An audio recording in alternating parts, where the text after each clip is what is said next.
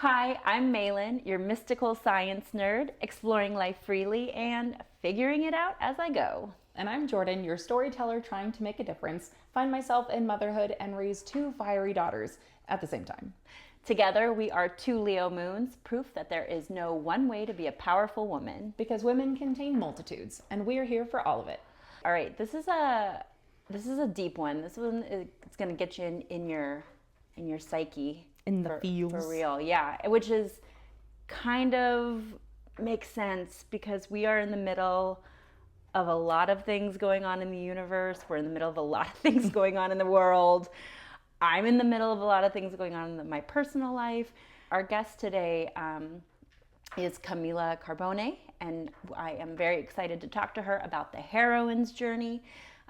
If you haven't heard of it before, you've probably heard of the hero's journey. And so we're going to talk to her about kind of the difference between those two and why it's so important to even know the heroine's journey exists. Yeah, it doesn't feel represented in like Western storytelling, movies, your favorite book series. They're all based on this archetype of the hero's journey. And while I love me a Star Wars moment, it's like, come on, there's more stories to tell. Yes. And there's a different way that women experience life. And it's not just, and we go over this, but it's not just the woman's experience. I think women are going to relate to it. For me personally, with the heroine's journey, it allowed me to embrace my other side that we are told, well, that's like negative or bad, or you shouldn't be that way. But Camila talks a lot about we all have masculine, we all have feminine. A woman has a hero's journey. We go through life, we're met with obstacles, we overcome them, we conquer, we move on, right? Like that's the typical, and we've done that. Yeah. She really dives into like the heroine's journey is more internal, and it is like rather than external forces, allows you to go inward, and we shouldn't ignore that part of ourselves. Women definitely shouldn't, because I think that maybe they might feel that stronger, but men shouldn't either. So I'm so excited about that, and I haven't had a chance to listen to y'all's conversation yet, but it makes me like anticipate listening, because I remember sitting in AP English class in high school, learning about the hero's journey. And there really are necessary external factors for the forward movement of the hero, like going to the Gandalf kinds of characters, like these archetypal characters that have to be present in order to move forward the hero. But I love the idea that in the heroine's journey, which can be experienced by anybody, you are the factor that's pushing you forward. Yeah. She's great. She has a podcast. She does a lot. She is a lunar yoga instructor, a ritual facilitator, and a tarot guide. So she is very, very knowledgeable and in touch with her intuition, and she loves to talk about the heroine's journey. So yeah, excited for everyone to check it out. Shall we talk about the vibes? Let us check the vibes. So I am not even sure where to start with our vibe check. Not all I'm gonna say, but I would say if you take away anything from the things I'm gonna talk about, I would say it's probably normal if you feel like pulling your hair out right now. Oh, okay. Like I think things are energetically chaotic. I think things are shifting quickly. Yeah. Things are happening quickly in a very unsettling, disruptive kind of way. So again, I kind of talked about this last time too. Remember to ground yourself, rest when you need rest.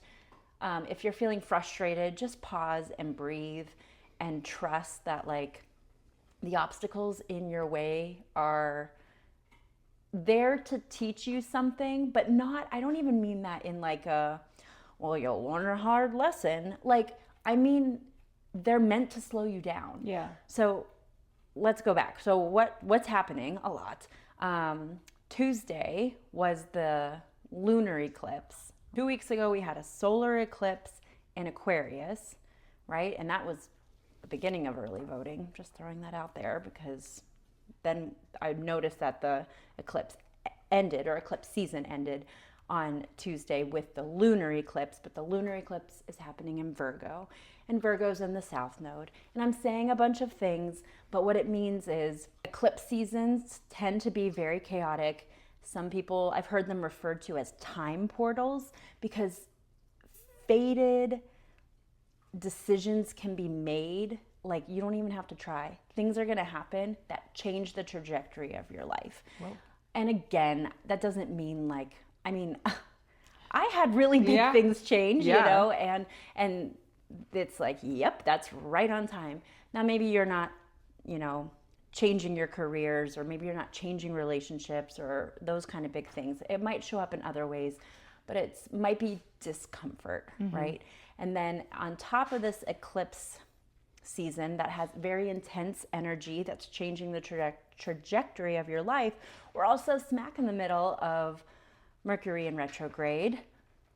It gets a lot of chatter, but retrograde in general shouldn't be looked at as, I mean, okay, I was on my way to work and I was a little late and I blamed Mercury in retrograde because it rules travel. And so like when there's bad traffic, I love to be like, but that can be intentionally put in my path to slow me down, cause me to check in with myself.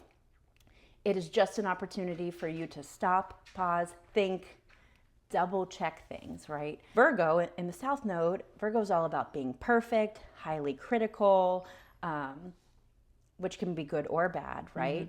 In the South Node, it wants you to let go of that. So that's a lot.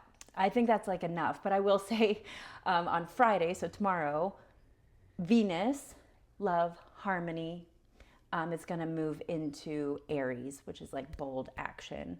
So I'm hoping that we're just going to have a stressful week that ends with like bold action in the realm of joy and love. So I would say do something that brings you a lot of pleasure. Yeah. So. Get through your week and then do something that makes you happy. Yeah.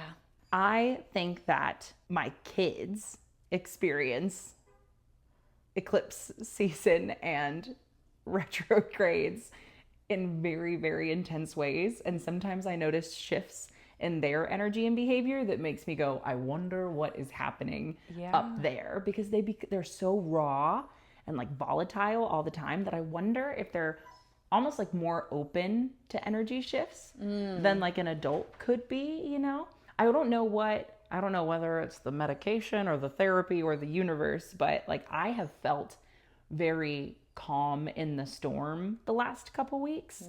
So I don't know what, like I might want to unpack with you after the show, like what that could be.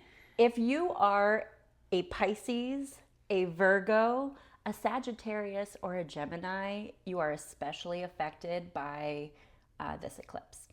Yeah, I definitely feel like there's been like a lot going on around me, and I've just been like, woosah. Yeah. I told a friend the other day, Akuna motherfucking tata. Because I'm not worried. Yeah. I'm pretty sure this Virgo eclipse is the end of the Pisces Virgo season from a year and a half ago. Oh, wow. So if you're feeling good as a Virgo, maybe the lessons that life has presented to you over the last year and a half, you have integrated, and during this last eclipse, you are embodying. I don't know. I have been very emotionally mature the last 2 weeks. just clear communication. We are brushing our shoulders off if you are listening. Boundaries held.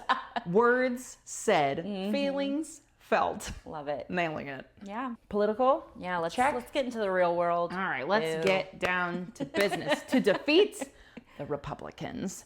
Just saying. Let's just call it a spade here. It is primary election season in Texas. We've talked a lot about what a primary is, why you should get out and vote, how primaries affect the general election. Today, as we're recording, it's election day. And come sometime late tonight or early tomorrow, there are going to be announcements made as to who is going to be representing each party come November. Like it was already called, that Governor Abbott and Lieutenant Governor Dan Patrick are going to be the Republican nominees in November. So I thought it would be important for us to talk about runoffs, just in case we get to a runoff in any of the offices that are a part of the primary election. So a runoff happens in Texas when neither candidate gets at least 50% of the vote. So for the Senate primary, there's James Tellerico, Jasmine Crockett, and another person running, which means that they split the voters, and somebody might not get 50%. So then we have to do the whole fucking thing over again and try again in May. And I believe the runoff election will happen on May 26th for any of the races that have to go to a runoff. Get ready, because you can register to vote if you are not registered to vote yet, so that you can participate in a runoff. If the candidate that you voted for in the primary does not win, you still have to turn out for the candidate that does.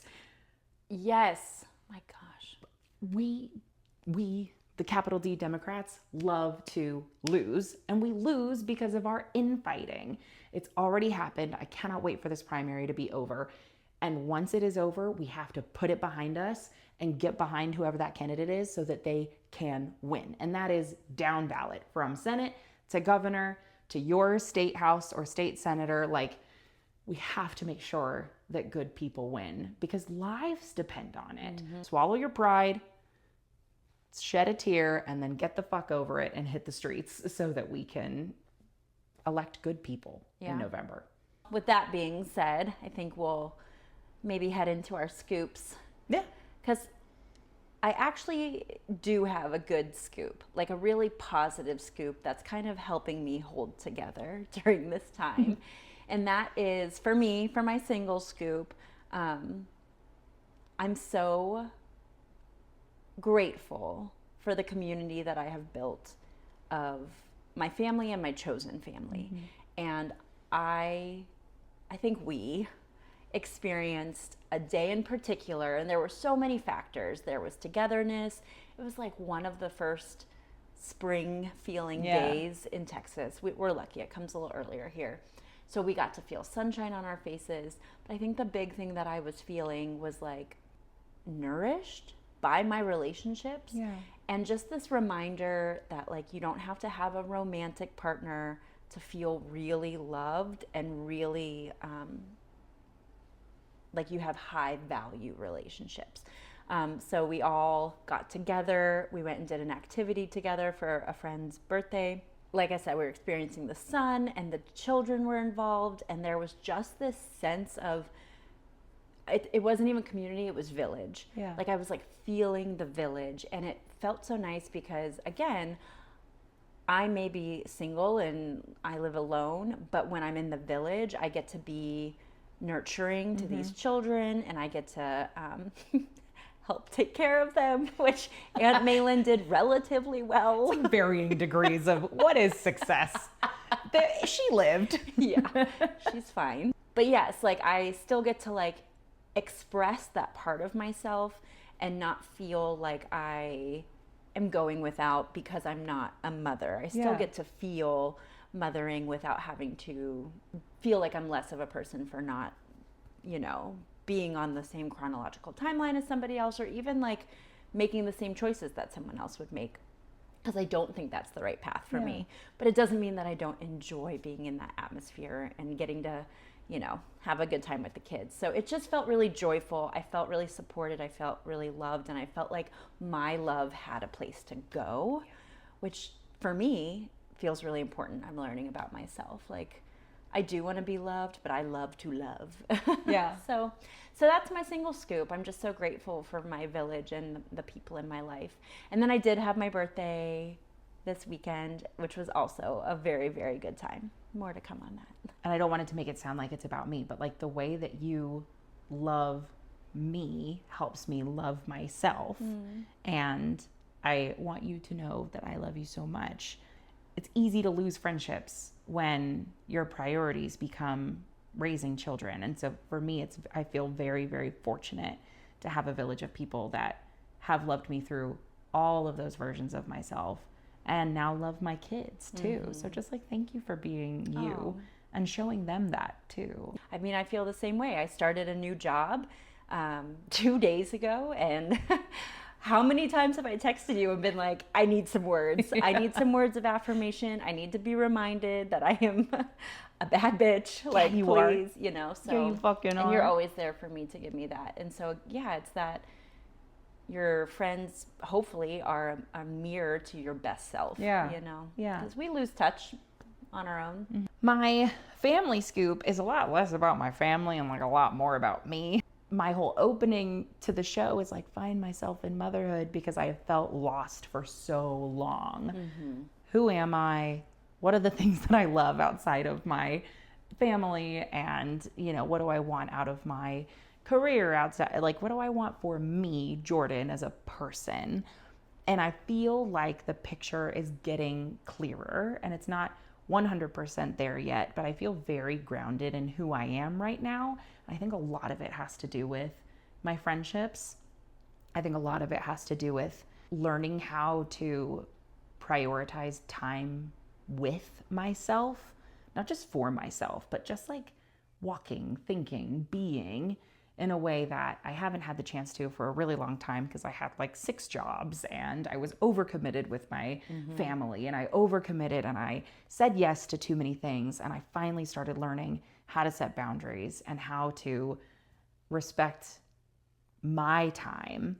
And it's really paying off. I feel really good about how I've grown over the last couple of years. And maybe the postpartum hormones are like finally chilling the fuck out and the universe is lining up and I'm doing the work and it feels like it's paying off. Gosh, the yin to my yang. I love that like my single scoop was about Yes. family and your family scoop was about And I'm like, being an individual. Yeah. But that's the real experience is that's both happy, It's all there. Yeah. So I'm really happy for you and I'm definitely seeing it. Like I see it in how you're choosing to show up and how you're choosing to not show up, like in a good way. Thank you. Like in a I know what I need kind of way. Yeah. Yeah. And it's okay if something isn't what you need and learning how to recognize that and be like, this is not for me right now. Yeah.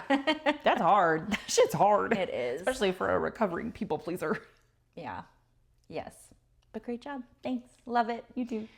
Okay, I think we should maybe talk about some healthy masculinity. Yeah. And I'm excited too because I think we should celebrate some men in our own life. Yes, I want to talk about the men in our village because I'm very, very, very lucky to be married to one of them. And I'm very, very, very lucky to be dear friends with the rest of them. This week at whether it was your birthday party or the other thing that we were doing together, they just showed up in such a tremendously kind and fun and open way that, I mean, you and I were both like fawning over just how goofy and healthily masculine they were. And it was that perfect example of like, you don't have to be macho in order to be sexy and to be a man. Because the moments where they were the most manly to me is when they were the most vulnerable, when they were dancing with the girls and like being young at heart. And I just like could not have been more in love with all of them over the last couple weeks. I remember this moment very specifically because we were out in public, a public space, broad daylight, no alcohol, and 2 of them are fathers and 2 of them are adopted uncles. There's 3 young girls, like our little village has, the children are all girls. And we're out in public and they're playing bops from the 2000s. Like so we were kind of singing along, and then the guys got up on a little stage and danced with the girls. And I just remember watching and being like, oh, like how lucky are those girls to have those men for fathers? And, how lucky am I to know these people and to have them in my life and to have this reminder that, that with a man can hold vulnerability and kindness and whimsy, Yes. and show up as their authentic selves. And I just loved it. Yeah. It made me really happy. This podcast is therapeutic to me, and I recognize that it is not therapy. But it is so healing to me, for me, to see the men in our lives be the way that they are with these girls. That was not my experience with men as a child. And I didn't know that there was like a broken part of me that missed out on that. And now to get to experience it through them is spectacular. So good job, gentlemen. Very, very healthy masculinity, very sexy. All right, with all of that being said, we're ready to talk to Camila. So I hope you guys enjoy learning more about the heroine's journey. We will provide some links for more resources. Oh, and let us know in the comments. Let us know, our Instagram, or I guess wherever you're listening to the podcast. But I'm curious. Camila and I do talk about reading the book Women Who Run with the Wolves, which I remember my mother had, like, since I was very small, and I remember knowing that this is like an important book for women. And I bought it, and I've like tried to start it here and there. It's a project. I also have a friend who similarly has read parts of it. And I kind of wanted to know if there were people who would be interested in a book club, and like maybe going very slowly through it. And when I say slowly, I mean like maybe we don't even do a book club of reading the whole book. Maybe we do a book club of reading like a part of the book, like a month at a time or something, because it's heavy. It should sit with you. It's not plot driven, for you to like read beginning, middle, and end. It is a whole experience. And so I'd love to I think I would be more excited, not excited, I am excited to read it, more committed.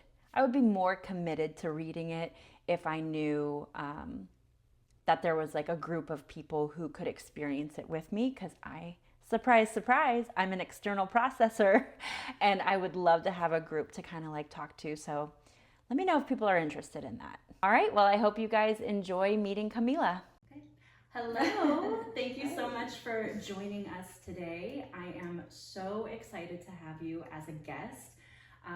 We have so much to talk about. I have a feeling I might want to have you back because for part 2. Yes, I know, because today we really want to focus on the heroine's journey, but you do so much and you bring so much magic into the world, but also really help people feel grounded, and I think you do that in a lot of different ways. So we do like to start with, we call ourselves 2 Leo moons because Jordan and I really share what I feel like is energy of being a Leo moon. So I'm curious, what is your moon sign, and do you relate to it even maybe more than your sun sign?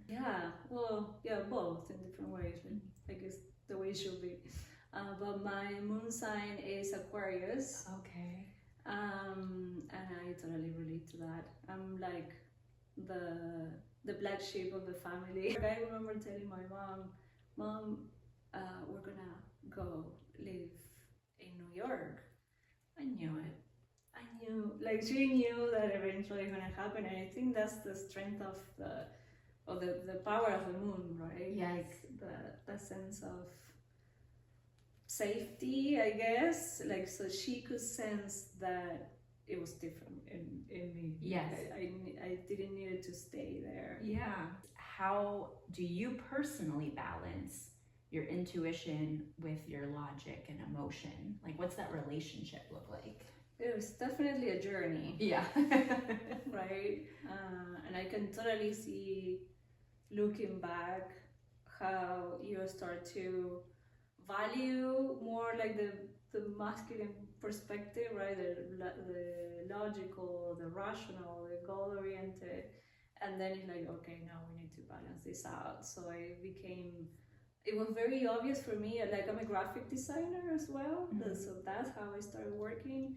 And after spending 10 hours in front of a computer, like thinking, using the mind, like I would get headaches and my eyes would get like all blurry. Like I need to compensate this. So I started practicing yoga and I decided to become an instructor, and that was like the perfect balance. Okay. So it's kind of like a constant awareness of the journey, that you are paying attention to both. So there's, Definitely, yeah, you have to decide. Exactly. So you kind of started to touch on your journey of how you got to where you are today, but is there anything else? So, you know, you're in New York, you were doing graphic design, you started to teach yoga, but when did that really start to expand into everything else you do now? That I do now. Actually, I would like to rewind a Sure. little bit more, Yeah. because I was introduced to the, like, how can we call it, the feminine wisdom Yes. very early in life, Okay. which is, I think, such a privilege, and Mhm. it's like a dream come true. But the heroine's journey is so strong that I decided to put everything aside to start the journey the way it's described in the books, like coming out of the books, which is the first phase is when you identify with the masculine. And that's the moment where you study, you're goal oriented, and that's when we decided to go to New York. And those 10 years in New York, I mean, that's the busiest city that you can think of. And to open a yoga studio in the most competitive field, Yeah. one of the most competitive fields, right? There is a yoga studio in every Yes. block. So that's when I started to follow a rhythm that I was not connected to, but that's what I needed to go through. But all the knowledge that I was initiated into, I just put it aside. I just put it in the closet, right? Along with my tarot cards, the astrology books, all those things were not allowed in that phase. There was no time. Yeah. And also the yoga method that I was teaching back then is a methodology, and this is something that I understood later. It's like for a method to be a method, you have to do these steps, right? It's been proven that if you go from 1 to 10, you get this result, and that's the methodology. So you cannot add things to that method, because otherwise you're creating something that is not that method, it's another method. Yeah. So all these things, the heroine's journey, tarot, astrology, were not part of the method. So all of these things were in the closet. Actually, they were back in Argentina. Okay. I didn't even take them to New York. So there was 10 years of not paying attention to any of that. So even, this is what I think is crazy, like even having the knowledge, you were not, but I needed to go through that phase. I needed to go through the complete cycle of a heroine's journey, where the first phase is leaving aside the deepest feminine wisdom, identify with the masculine, gain all the knowledge, the rational skills, and then go through some kind of death, right? Some dark period, and you will get out of there renewed, rebirth, and ready to integrate both. And that's where I feel that I am at the moment. And now I teach my own method because I added it. Yes. Those things that I wanted to add. I love that. Yeah. Making it your own and Making it my your own own. wisdom. For those who are not familiar with the heroine's journey, Yeah. how would you describe it in simple terms? Like, we can get into it more detailed, but like to start, Yeah. for someone who's never heard of it before. So I would say, like, it's the same thing that I say with the tarot cards as well. It's a way to explain the development of human consciousness.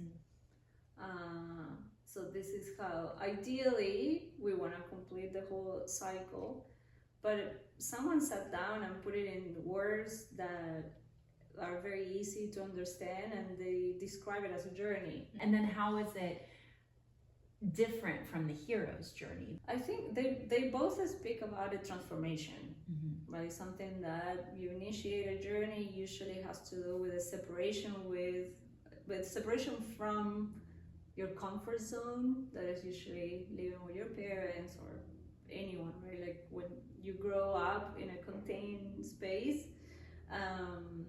and you need to separate in order to become a whole.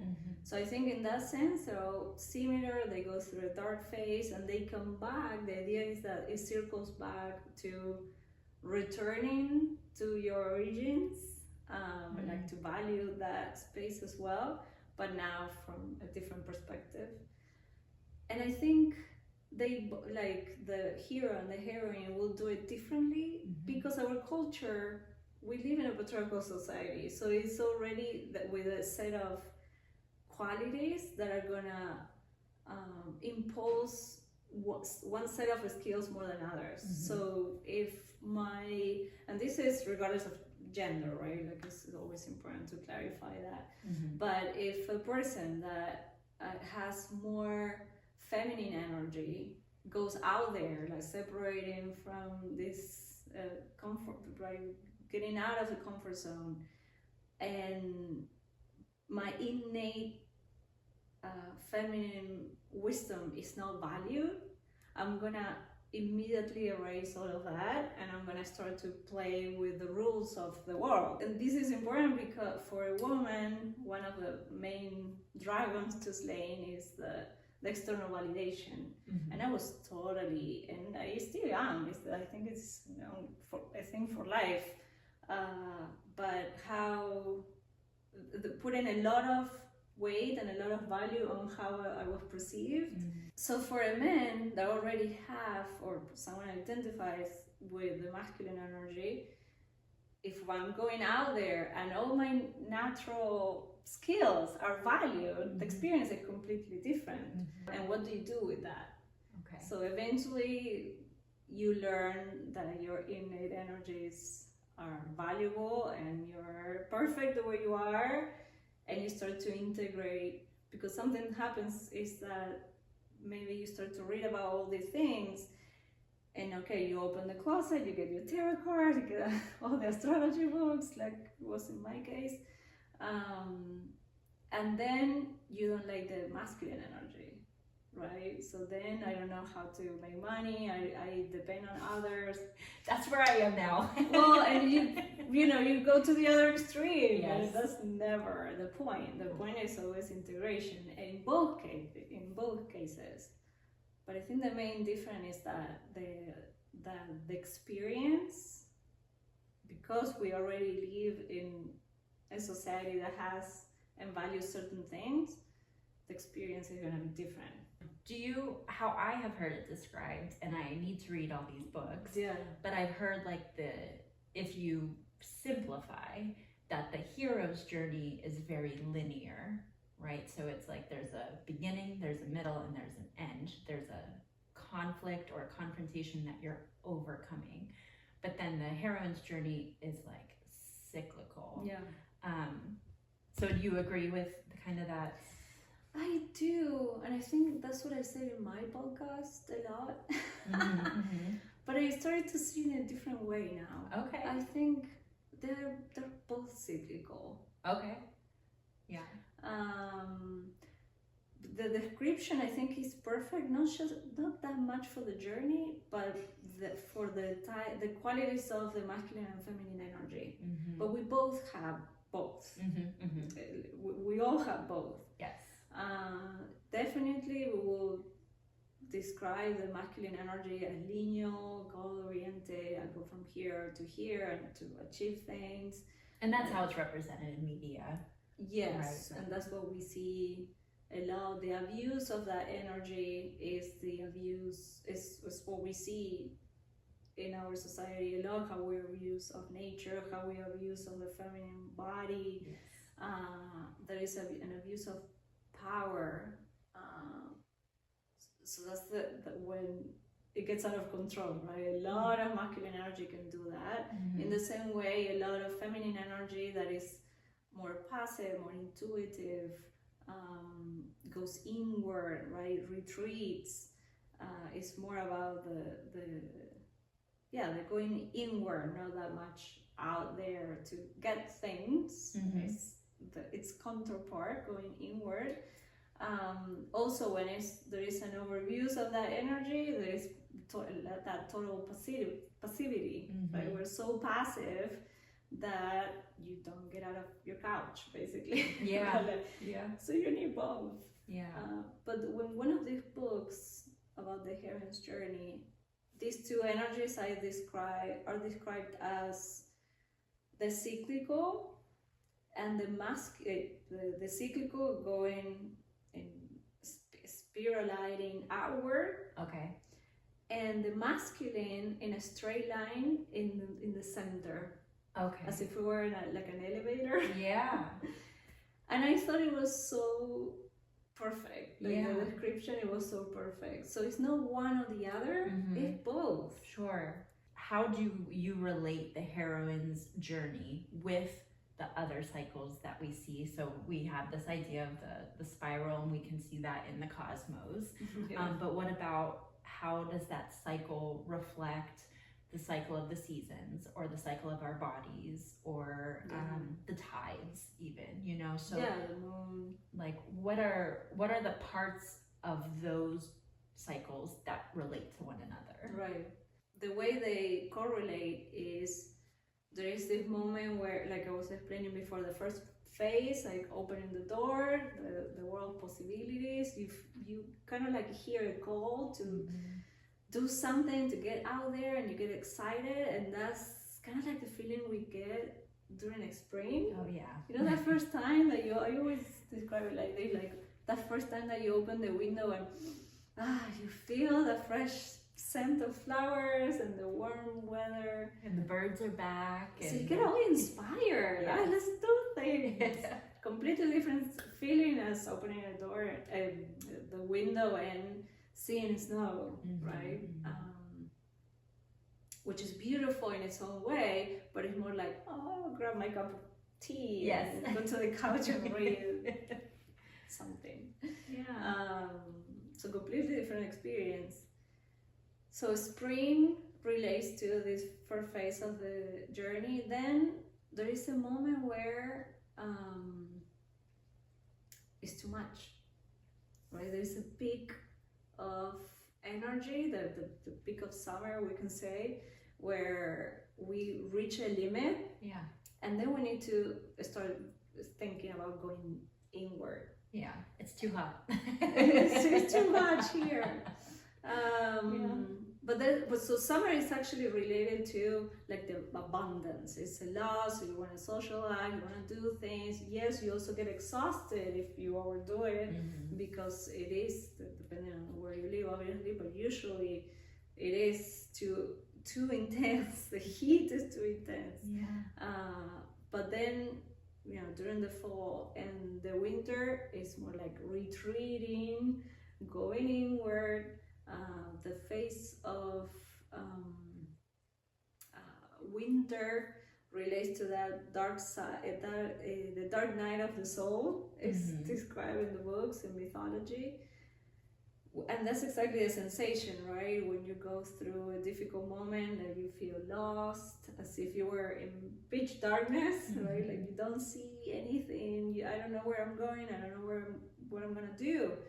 And again, when the spring comes again, okay, getting out of there, the sun getting warmer, the light is getting longer, and you feel again renewed. So every season has a correlation with the heroine journey. Talking about how the seasons reflect this journey, you definitely draw on nature a lot in your teachings and your rituals.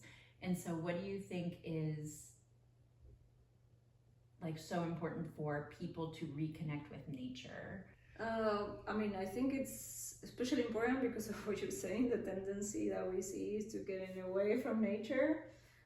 We are always in this is so sad, but we're always in an environment where we have artificial light, the perfect temperature, and so everything is like so perfect in our little environments, and we forget the flexibility of nature, of the fluctuations, the ebbs and flows, it's always the same, right? Like for example, and the moon is like we're so, especially as women, so disconnected with the moon, with the cycles of the moon, the cycles of our body, because it's always the same. If we have artificial light, we don't need the full moon anymore.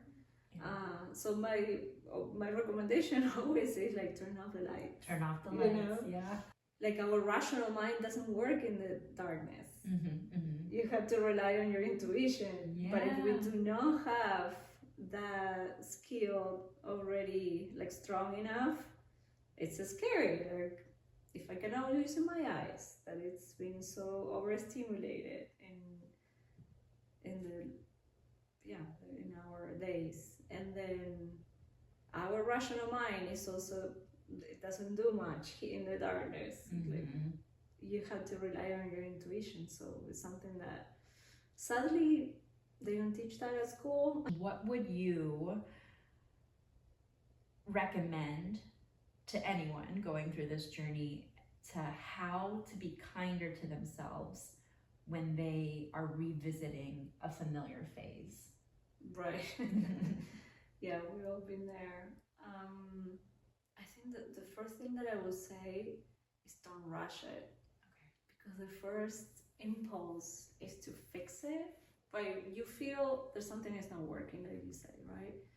I totally relate to that moment in New York. Like I was teaching these, I was getting out of the house like 7 a.m., returning at 10 p.m. and it was just crazy lifestyle. And then you build up, right? Something's not working, something's not working. Yes. So you cannot pinpoint what it is. It's hard, like I was saying, it really kind of like being in the dark. I don't know what's happening. This is not working, doesn't feel good. So for me, the most important thing is to give it time, not to label it as depression, but as a necessary phase for you to be reborn. Like it's so important that if you skip that phase, you will continue your life living that way. So you have to like leave it a space. For me, it was more than 2 years. I was desperate because you assume that it has a certain length. Okay, it's gonna be a month, that's it, and then it will get fixed. No. Okay, 2 months. Yeah. And for a Capricorn sun, that was very tough. Yeah. And then I decided to stop teaching, and like, so what am I gonna do? And so you enter into this state of like, yeah, you get desperate to fix it. But I think it was not that dramatic because I knew all these things. They were already like pulsing in my consciousness. It's like, okay, no, let's give it time. And that what ended up like, from that fertile darkness, all of these amazing things emerge, like even a real child. Yeah. My tiny apartment in New York became a forest because I couldn't stop propagating plants. A real child, lunar yoga. So you're like, okay, I do want to keep teaching yoga, but it needs to follow, there has to be something deeper. Yes. So following the ebbs and flows of the moon was like just perfect. Yeah. And then teaching about tarot, it was just not doing one-on-one readings. It's like teaching, interacting. Let's talk about this. And I created all these different programs. I was just obsessed with creating the content of this, the Heroine's Journey program that we created, or the podcast. And so they give it time to know you're going through that it feels like depression. It does. It feels like part of you is dying, because it is. Yeah. But it's the first time you're getting in touch with the underworld. Yes. It is your journey. It is an individual and personal journey, but you don't have to do it alone. Yes. And that's why we are talking about this. That's why there are a lot of books about that, and that's why I think there are a lot of like women's circles, for example, is starting to, starting to grow here and there. Yes. And that's the type of support you need. I totally recommend this book, Braiding Sweetgrass. Yes, Have you read I it? haven't yet, but it is like next on my Is list. there? Yeah. This indigenous writer that she's a biologist, so she's constantly talking about the perspective from science and the perspective from the indigenous people that were so connected with nature. And I think that there is a very part that moved me so deeply, how in the indigenous language they speak of things, and they don't refer to them as it. They refer as people. Yeah. So at the end, she says that, well, she obviously explains it a lot better than me. But how the perspective from the world changes if I treat a tree as a person and not as an it.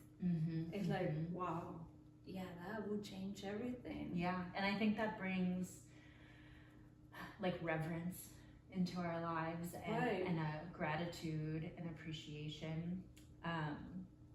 And I don't know if you've seen much on this, there's this, I feel like it's trending to romanticize your life, to do things for the whimsy of it, for the gratitude, for the whimsy, for the magic.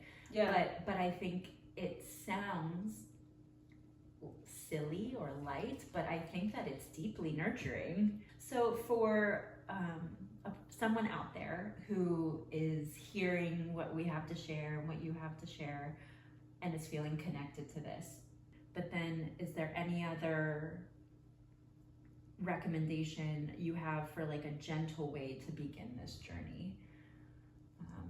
And also maybe where they can find you. Right. Well, maybe finding me. Yeah. So we can keep talking about this, definitely, because I, like everything I do, it's almost like an excuse to talk about this. Yes. So even if it's like a tarot workshop or the Heroine's Journey program or a retreat, I'm always gonna be introducing these things, because for me it's part of my lifetime. Yeah. There's no, everything is connected, so it's not separate.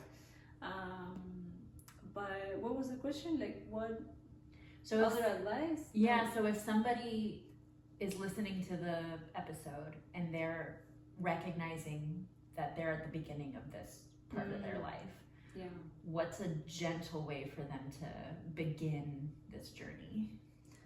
Well, I think it's joining some kind of women's cycles.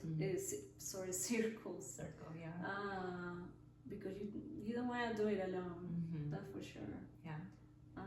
But then, reading books about it helps, and that may be like an inspiration to seek the right, group of women. Yeah, the right community. The right community, exactly.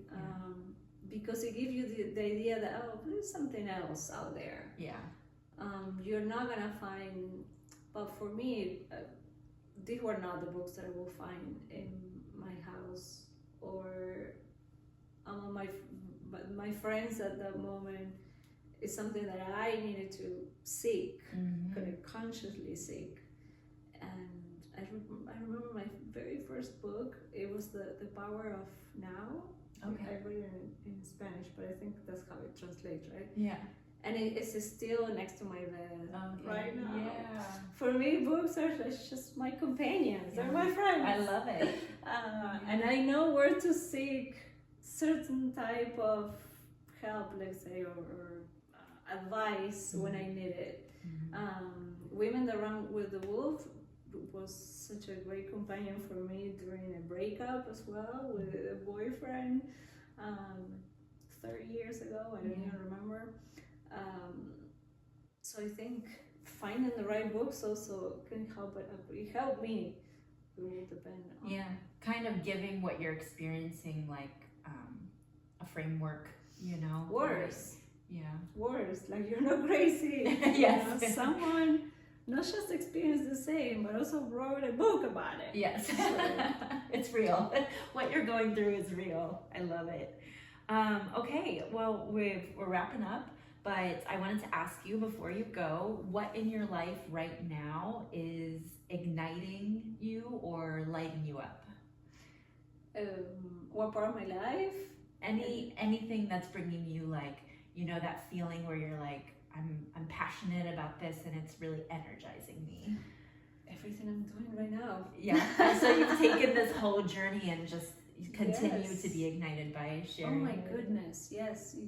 Every time I prepare a workshop for tarot, lunar yoga class, which I teach weekly, I feel ignited. Yeah, I love it. Yeah. So you get to live your light. Yeah, and I know, and this is part of the journey too, I know that it will end at some point, or it will slow down and it will take a different route.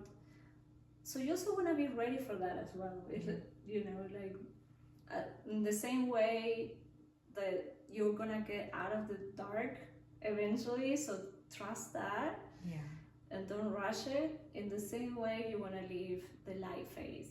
Yeah. So now, yes, I went through my dark night of the soul, and now I feel renewed, and I'm in contact with everything that I like to experience, and I get this amazing opportunity to teach it. Yeah. And I feel alive, but I know that it's gonna end eventually. I know it will end too. Yeah. And it's okay. Yeah. You know, I will get out of that darkness again. Yeah. But now I feel energized with everything I do, for sure. I love it. And who is a woman that has inspired you? Oh, all the writers of all the books. All the writers of all the books. Yeah, Clarissa Pinkola Estes, the women that wrote Women That Run with the Wolves. Yeah. That book, oh my goodness. So to be a good starting point. Oh, for, yes. Yeah. Okay. Yes. Yeah.